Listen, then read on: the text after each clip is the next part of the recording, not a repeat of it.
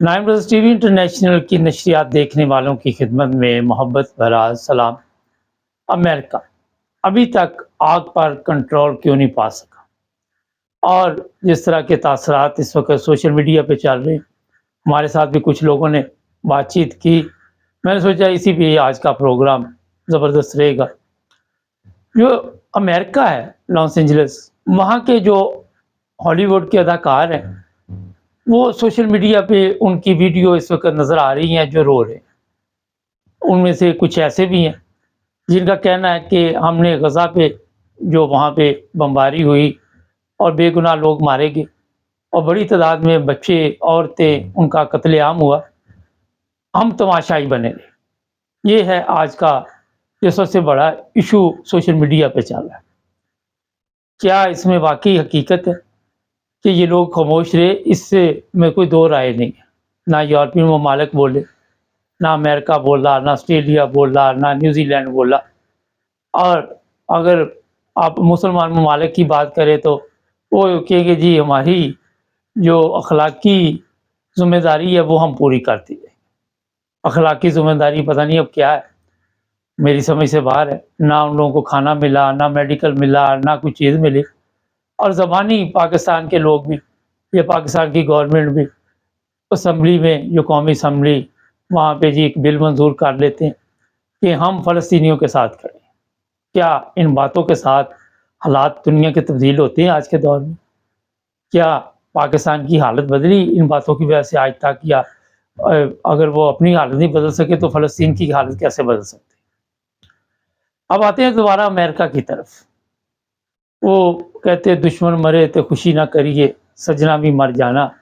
جو لوگ بھی اس طرح کی پوسٹ کر رہے ہیں، یہ تو کوئی اس میں غلط فہمی نہیں کہ قدرت کی طرف سے ایک عذاب ہے ان کے اوپر، اور اس عذاب کو ایک سپر طاقت جو ہے امریکہ، وہ روک نہیں پا رہی۔ اتنے دن ہو گئے، وہ آگ پھیلتی جا رہی، کنٹرول نہیں ہو رہی۔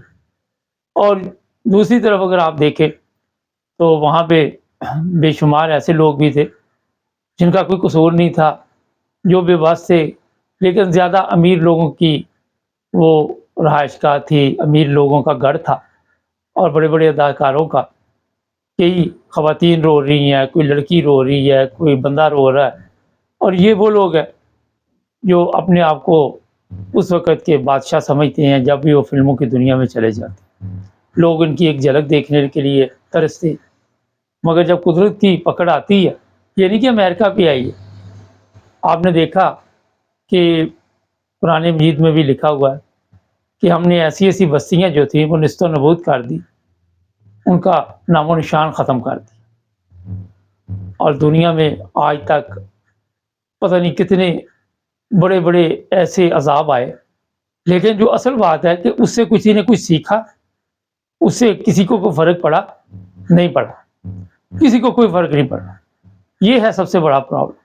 ہوتا تو یہی ہے کہ اگر آپ کوئی گناہ کرتے ہیں اور نقصان ہو جاتا ہے، یا آپ کو کوئی سزا ملتی ہے، یا آپ کوئی ایسا جرم کرتے ہیں کہ جیل میں جانا پڑتا ہے، اور باہر آ کے پھر آپ کو اپنے آپ کو تبدیل کرنا ہوتا ہے، ورنہ پھر جیل کا عذاب دوبارہ مقدر کر دیا جاتا ہے۔ لیکن کسی نے آج تک اس طرف توجہ نہیں دی۔ آج بھی اسرائیل دندناتا پھر رہا ہے وہاں پہ، مسلمان ممالک اپنی عیاشی میں لگے ہوئے ہیں، ان کو عورت اور شراب کا ایسا نشہ ہے۔ کل ہی میری بات ہو رہی تھی، وہ کہتا سعودی عرب تقریباً بڑی اکثریت میں ایسے گھر ہیں جہاں پہ شراب کے مٹکے پڑے ہوئے ہیں۔ ایک ڈاکٹر تھا انڈین، وہ سعودی عرب میں ملازمت کے سلسلے میں گیا، اور وہ کہتا میں حیران رہ گیا وہاں جب مجھے کئی گھروں کا وزٹ کرنا پڑا کہ ان کے ایسے ایسے گھر بھی میری نظر سے گزرے جہاں پہ شراب اور شباب کی محفلیں عام چلتی۔ اس کی جرمنی میں ملاقات ہوئی تھی۔ تو میں بتانا یہ آپ کو چاہتا ہوں کہ نہ تو مسلمانوں نے کوئی سبق حاصل کیا، نہ پاکستانیوں نے کیا، اور نہ ہی امریکہ یا یورپی ممالک نے۔ جب بھی بے گناہ لوگوں کا خون بہتا ہے، بے گناہ کسی جگہ پہ بھی لوگ جو ہیں ان پہ ظلم ہوتا ہے، تو پھر اللہ تعالیٰ کی تقدیر حرکت میں آتی ہے۔ آپ نے دیکھا کئی ایسے واقعات آپ سب کی نظر سے گزرے ہو، ہم نے خود ایسے ایسے حالات دیکھے اپنی زندگی میں پہلے تو ہوتا تھا نا کہ یہ قصے اور کہانیاں ہیں، لیکن جو چیزیں ہم نے دیکھی وہ کئیوں کا میرا خیال ہے نام و نشان ختم ہو گیا۔ ایسے ایسے طاقتور لوگ تھے جن کو خدا نے عبرت بنا دیا۔ ہمارا ملک دیکھ لے، بھٹو کو دیکھ لے۔ بھٹو کہتا تھا کہ میں اس وقت کا طاقتور انسان، وہی بھٹو جس سے کہ استقبال کے لیے 200 گاڑیاں آگے پیچھے ہوتی تھی۔ اسی بھٹو کو بعد میں بالکل اسی طرح موت آئی کہ ایک جو لوگ عقل رکھتے ہیں ان کے لیے ایک سبق۔ اس کے بعد ایک فرعون آیا، ضیاء الحق، اور اس کا انجام آپ نے دیکھ لیا۔ خدا نے اس کا بھی نام و نشان مٹا دیا۔ لوگ اسے ذلت و رسوائی کے ساتھ یاد کرتے۔ کل میں دیکھ رہا تھا بے نظیر کی قبر کی ایک ویڈیو، شاید پچھلی تھی، اسے کہہ رہے تھے کہ یہ ہماری مدد کرے، اور بدبختو اس نے زندہ رہ کے آپ کی مدد نہیں کی، مرنے کے بعد وہ کیا آپ کی مدد کرے گی؟ قبر سے آ کے کیا کرے گی آپ کی مدد؟ جاؤ سارا دن سب قبروں پہ بیٹھے رہو، میں آپ کو چیلنج کرتا ہوں، کوئی آپ کی مدد کے لیے نہیں آئے گا۔ کسی بھی دربار پہ چلے جاؤ، یہ شرک کی باتیں ہیں۔ اس لیے میں بتا رہا ہوں کہ وقت کے جو طاقتور لوگ ہوتے ہیں وہ شرک میں اس طرح مبتلا ہو جاتے ہیں۔ جو تکبر ہے وہ بھی شرک کا ایک حصہ ہے، تکبر میں آ جاتے ہیں اور اپنے آپ کو طاقتور سمجھنے لگتے ہیں۔ وہ سمجھتے کہ ہم اس وقت کے بادشاہ ہیں یا ہیرو ہیں۔